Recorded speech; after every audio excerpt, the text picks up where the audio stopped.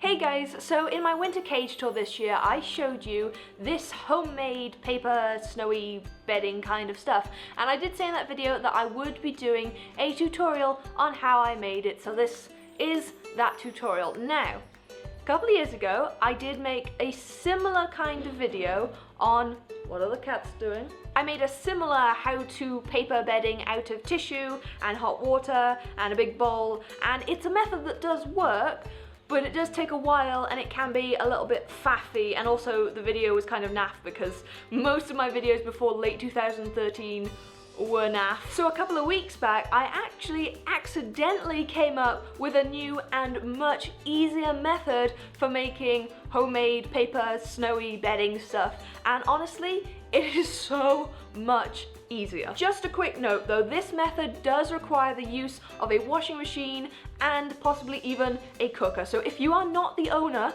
of the washing machine or the cooker, please ask the permission of the person who owns them first, because I don't want you getting in trouble and I don't want me getting into trouble. I don't want anyone getting into trouble. So please ask permission first if you don't own those appliances yourself. To follow this method you are going to need, as already mentioned, a washing machine. You're also going to need some plain white paper. Please do not use colored paper for this, because some colored papers contain inks and nasty things that may not be safe. So I don't want you guys putting your pets at risk here. Just use plain white paper to be on the safe side. You're also going to need an old pillowcase. I stress old pillowcase. Don't use a brand new one. Don't use your favorite one. Use an old one that you don't care too much about. And you're also going to need a cooker, possibly a tumble dryer. I will come to that later. If you don't have a tumble dryer, that's fine. You can just have a cooker. But first thing you're going to do is grab a great big pile of paper, and I do mean a great big pile of paper, and you're going to screw up, you don't have to like screw up into a tiny ball, but just lightly screw up each piece of paper individually and pack it inside of the pillowcase. And you're going to keep doing this until the pillowcase is about half full with paper. Step number 2 is to twist up the top of your pillowcase and tie it in a nice tight knot. This is important because it's going to keep your paper bedding inside the pillowcase. If you don't tie it in a tight knot, the paper is going to get into the washing machine. It is going to wreck your machine. It is going to wreck your filters. So please make sure you tie a nice tight knot in the pillowcase. For step 3, you are going to bung your pillowcase into your washing machine and set it onto a fairly high heat with a spin setting on as well. So what I actually did was I put my pillowcase in the machine on about 90 degrees Celsius for about 15 minutes or so, and then I put it on a spin setting which goes for about another 15 minutes, and I just left the machine to do its thing. Step number 4, once your machine has finished its cycle, you want to pull your pillowcase out of it and head over to your cooker. Next thing you want to do is grab the biggest baking tray you have in your home and pour the contents of the pillowcase, the now bled paper, onto your baking tray. Now, some of the paper is going to be in very large clumps, some of it will be in very small clumps, but generally speaking it will look like a kind of a bitty, snowy, bleh. Like I said earlier, I can't really describe it in any other way. It's there. So you want to take those bigger pieces of paper and just rub them between your hands to help break them into smaller pieces.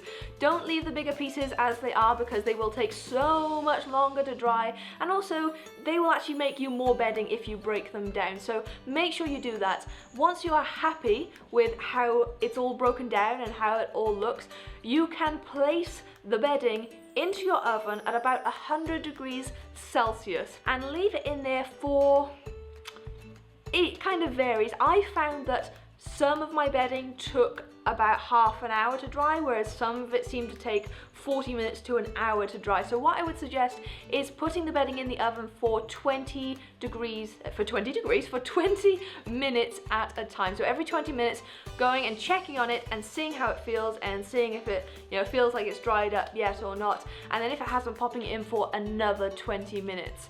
When the bedding is completely dry, it should feel a lot harder than it was before. It's not going to be rock hard, but it shouldn't feel wet in any way. You shouldn't be able to put it in your hand and squeeze it and have any squishing sounds or water coming out. If you do, you need to pop it back in the oven for another 20 minutes. Now this is where the maybe tumble dryer comes in, because we don't own a tumble dryer.